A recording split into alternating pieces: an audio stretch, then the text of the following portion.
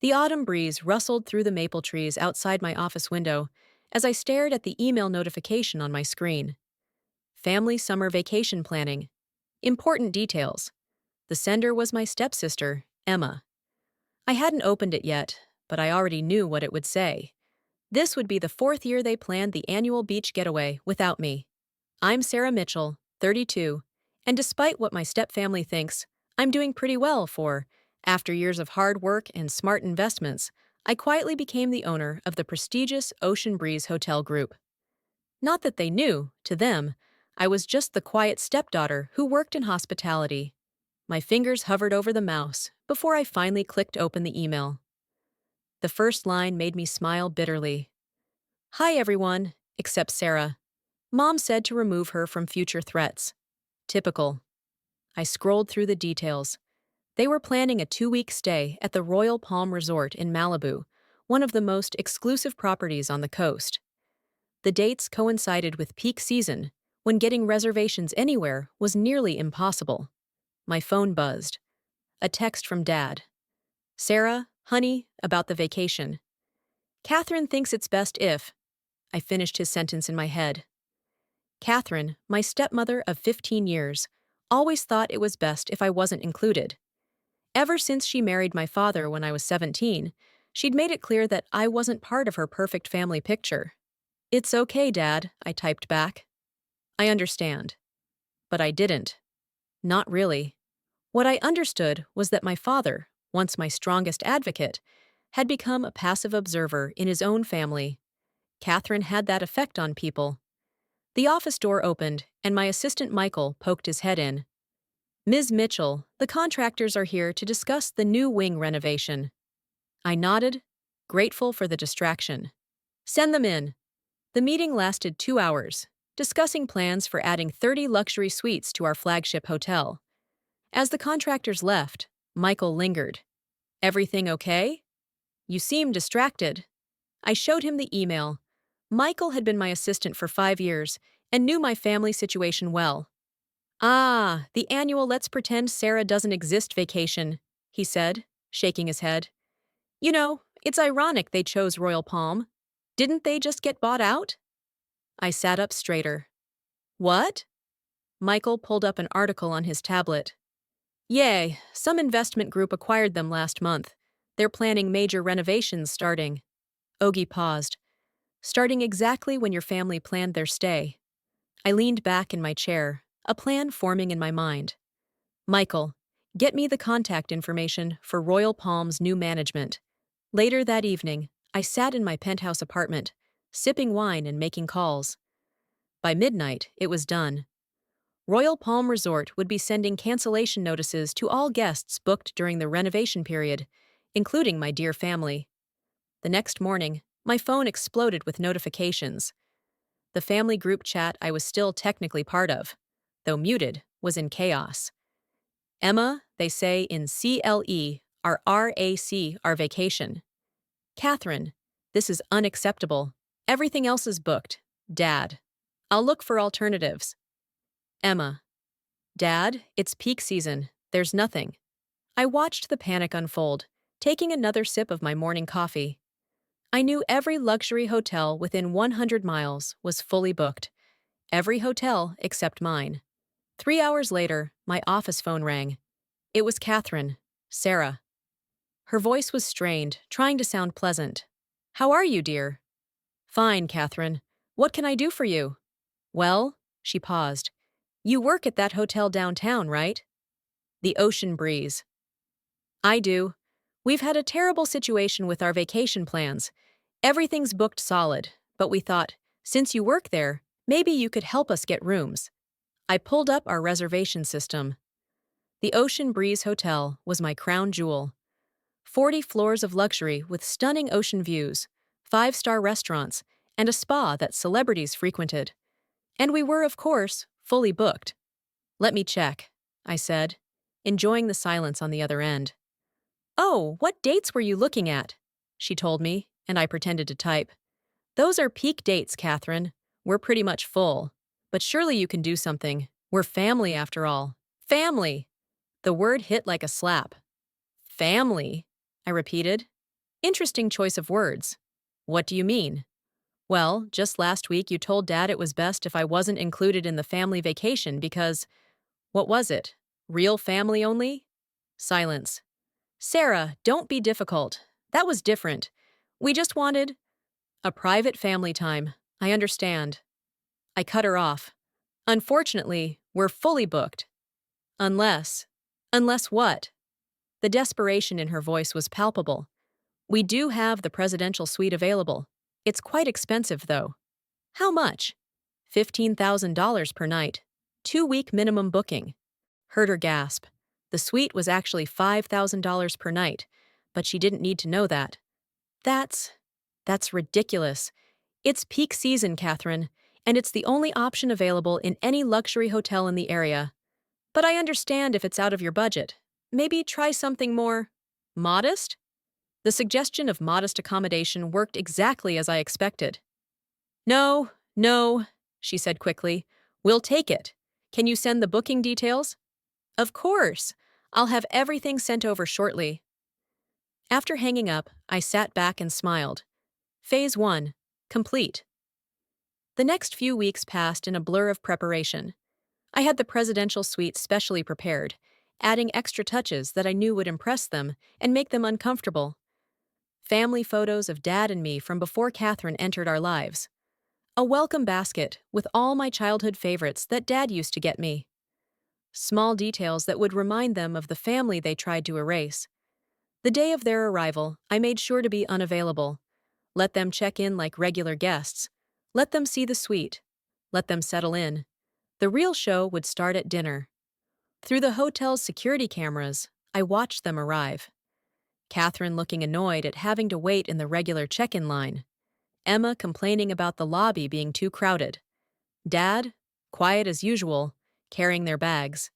They were shown to the presidential suite on the top floor. Miss Mitchell. Michael appeared at my office door. They're all settled in. The manager gave them the tour of the suite. Mrs. Mitchell particularly liked the view, though she complained about the family photos. Perfect. Is everything ready for dinner? Yes. The reservation at our rooftop restaurant is confirmed for 8 p.m. Chef Marcus is preparing their welcome dinner personally. I nodded. And a special menu. All Dad's favorites from when you were young, just as you requested. At 7:55 p.m., I stood in my private elevator, smoothing down my designer dress. The rooftop restaurant, Le Ciel, was the crown jewel of Ocean Breeze Hotel. Floor-to-ceiling windows offered panoramic ocean views, and the food was Michelin-starred. Tonight, it would be the stage for a long-overdue revelation. I stepped out just as my family was being seated at the best table in the house. Catherine was already examining the wine list, probably calculating how much she could spend on my employee discount. Emma was taking selfies with the sunset background. Dad saw me first. His eyes widened as I approached their table, not in the uniform of a hotel employee, but in an outfit that screened owner. Sarah? He stood up, confused. What are you? Good evening, I said smoothly. I hope you're enjoying your stay so far. Catherine looked up, frowning. Sarah? What are you doing here? Shouldn't you be working? Oh, I am working, Catherine, just not in the way you think. I smiled, gesturing to a waiter who brought over a chair. I thought I'd join you for dinner. We have so much to catch up on. Join us? Emma scoffed. This is a family dinner? Yes, it is. I sat down, placing my napkin in my lap. And since I own this hotel, I thought it would be rude not to welcome my family properly. The silence that followed was deafening. Catherine's face went pale. Emma's jaw dropped. Dad just stared. Catherine finally managed. What do you mean, Ocean Breeze Hotel Group. All 15 properties, including this one. I'm not just an employee, Catherine. I'm the owner and CEO. Dad found his voice. But? How? Remember that inheritance from Grandma when I was 25? The one Catherine said I was wasting on hospitality school? Well, I invested it, built something of my own, something successful. Why didn't you tell us? Dad asked softly. Would it have made a difference? I looked directly at Catherine. Would it have made me real family? Catherine had the grace to look uncomfortable. Sarah, about that. No need to explain. I understand perfectly. Family is what you make it, right? Speaking of which, I nodded to the waiter who brought over the special menus. Tonight's menu is a tribute to family.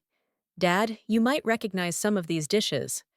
Dad opened the menu and I saw his eyes get misty.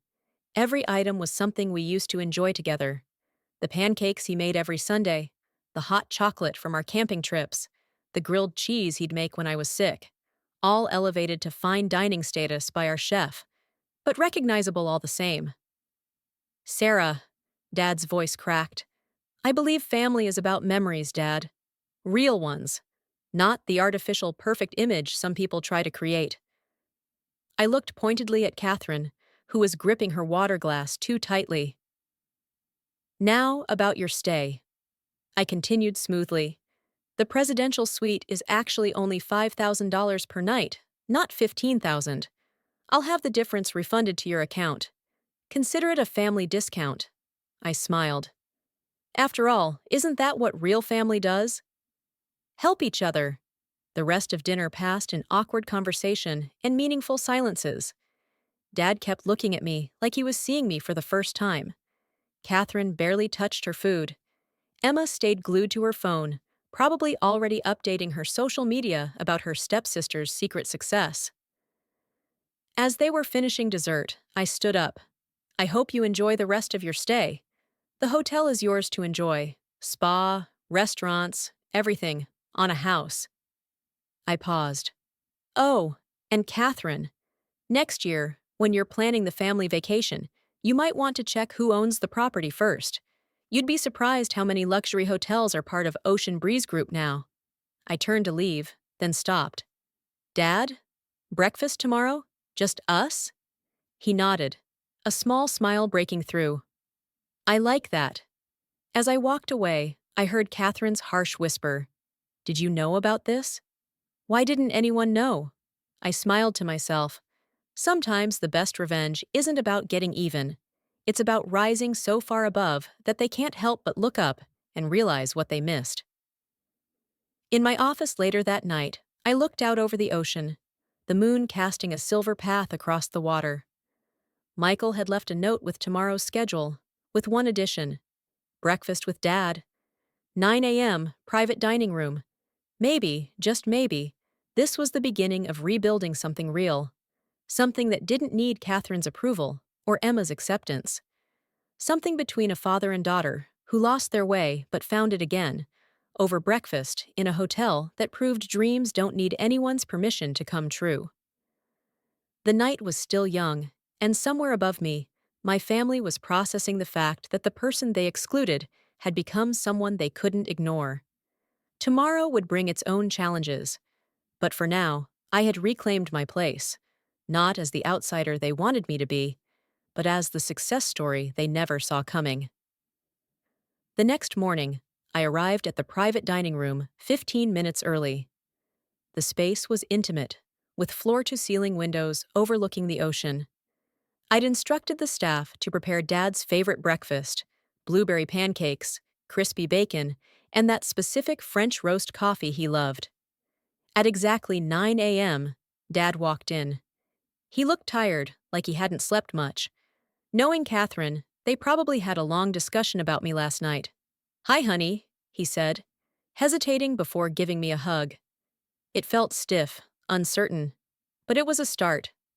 "Morning, Dad. Sit, please." I gestured to the table. "I ordered your favorites." His eyes softened at the sight of the pancakes. "You remembered." "Of course. Every Sunday, until I was 17. Until Catherine decided pancakes had too many carbs." Dad winced. "Sarah, about Catherine." "No," I cut him off gently. "First, let's just have breakfast, like we used to." For the next few minutes, we ate in silence. I watched as he closed his eyes at the first sip of coffee, just like he used to. Some habits never change. "The hotel," he finally said, setting down his cup. "All of this, how long?" 5 years as owner. Started small, with one boutique hotel. Made smart investments, expanded carefully. Now we have 15 properties, with 3 more opening next year. And you never said anything. It wasn't a question, but I answered anyway. Would it have changed anything? Would Catherine have treated me differently if she knew I wasn't just working a mediocre hotel job, as she called it? Dad stared at his plate. I failed you, didn't I? You did. The words came out before I could soften them.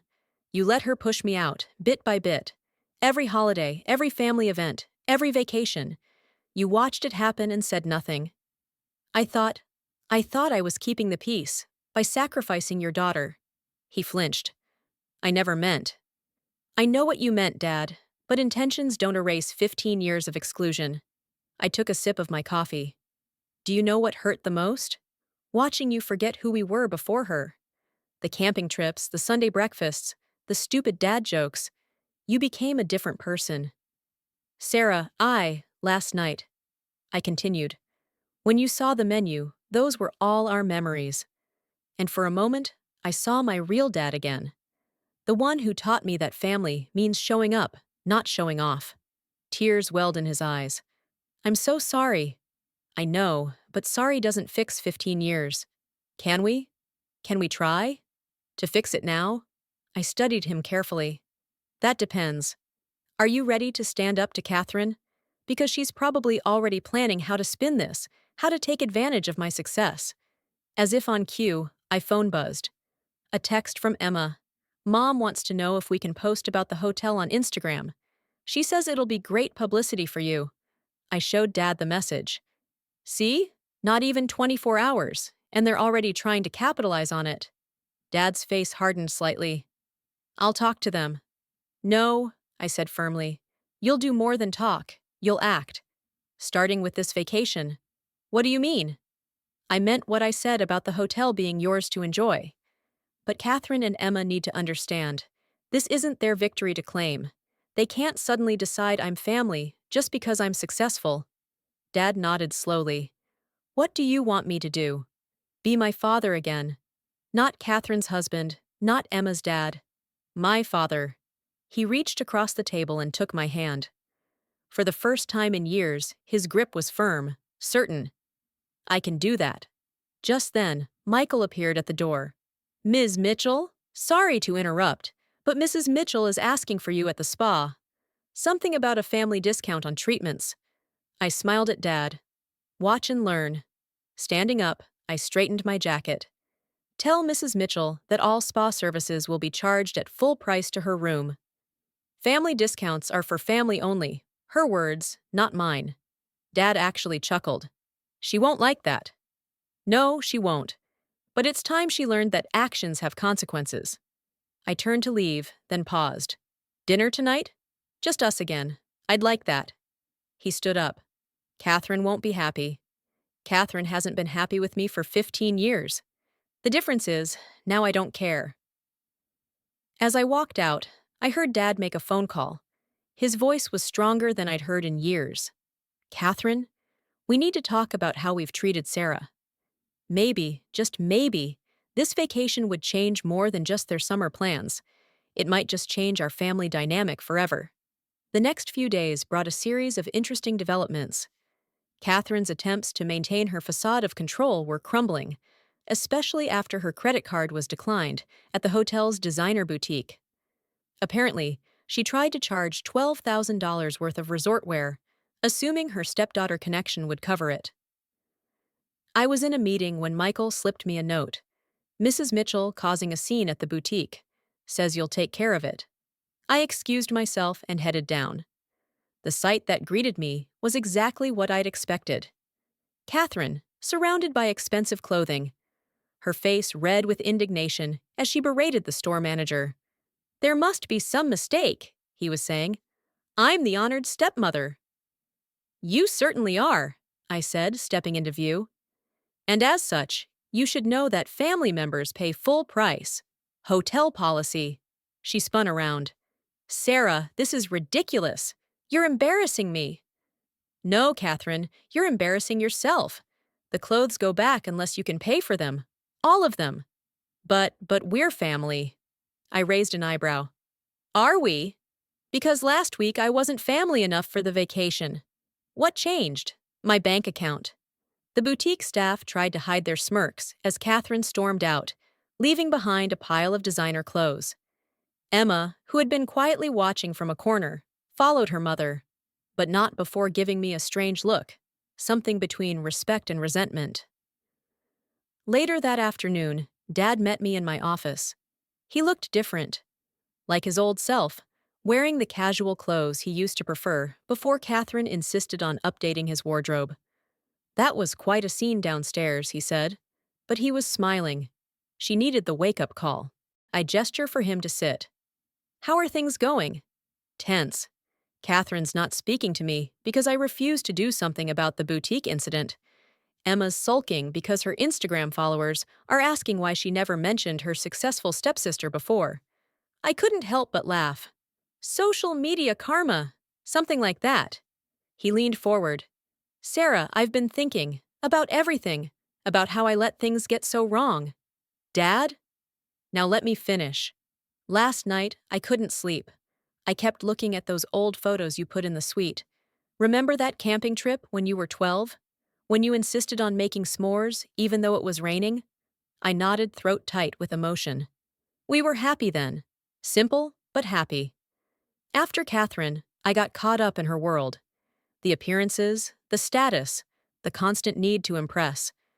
I forgot what real happiness felt like. It's not too late to remember, I said softly. That's what I want to talk about. He pulled out some papers from his jacket. I'm moving out. What? I've already called a lawyer. 15 years is enough. I want my daughter back more than I want a wife who measures love by bank accounts. I stared at him, stunned.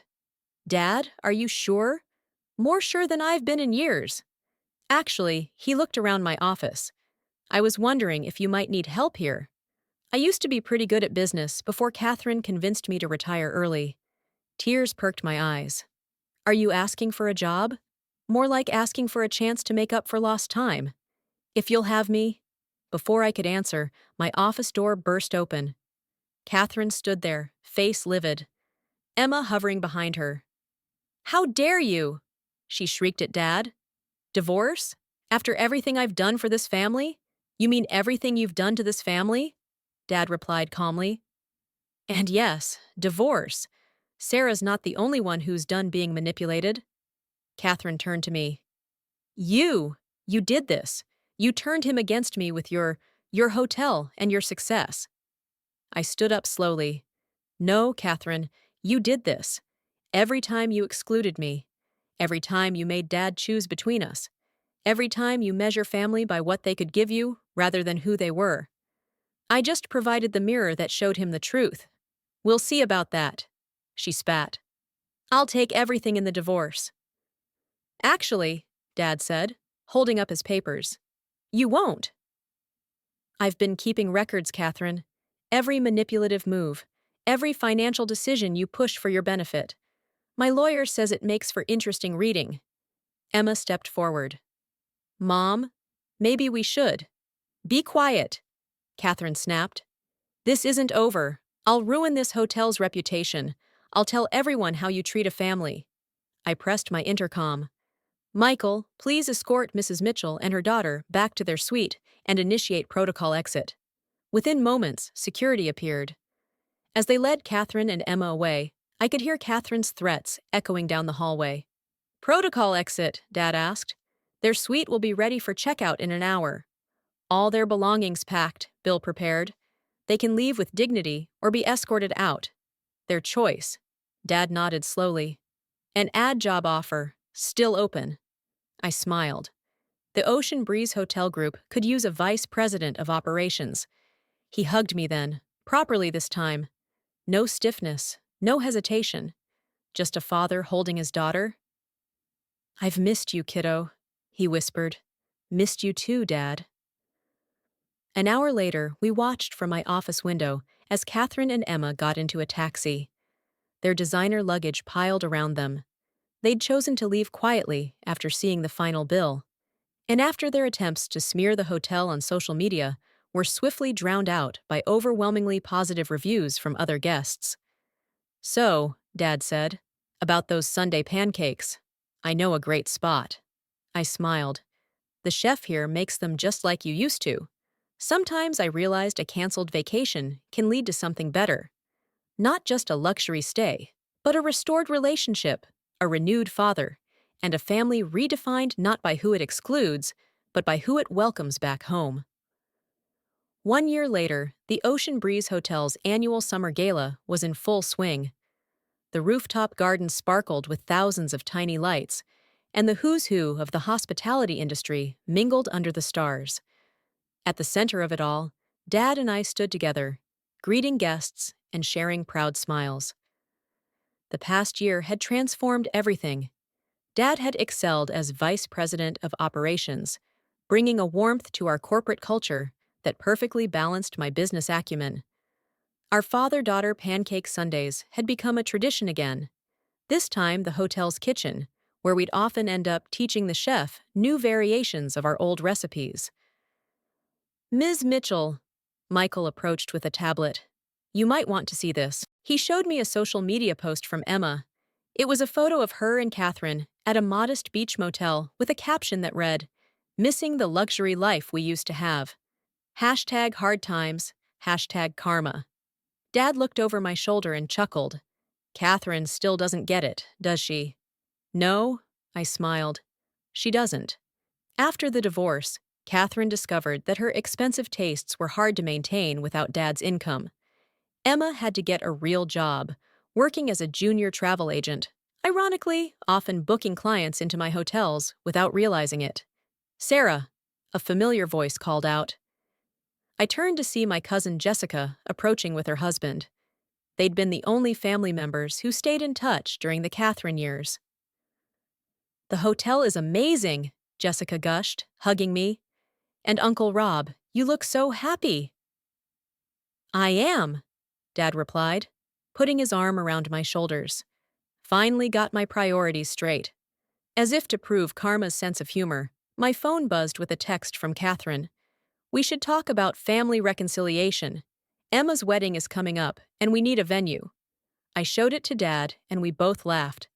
Want me to handle this one? He asked. No, I replied, pecking quickly. Dear Catherine, Ocean Breeze Hotels are happy to host Emma's wedding at full price with a 50% deposit required up front. As you taught me, business is business. Regards, Sarah. Minutes later, Jessica showed me Emma's latest Instagram story. Wedding plans on hold, venue issues.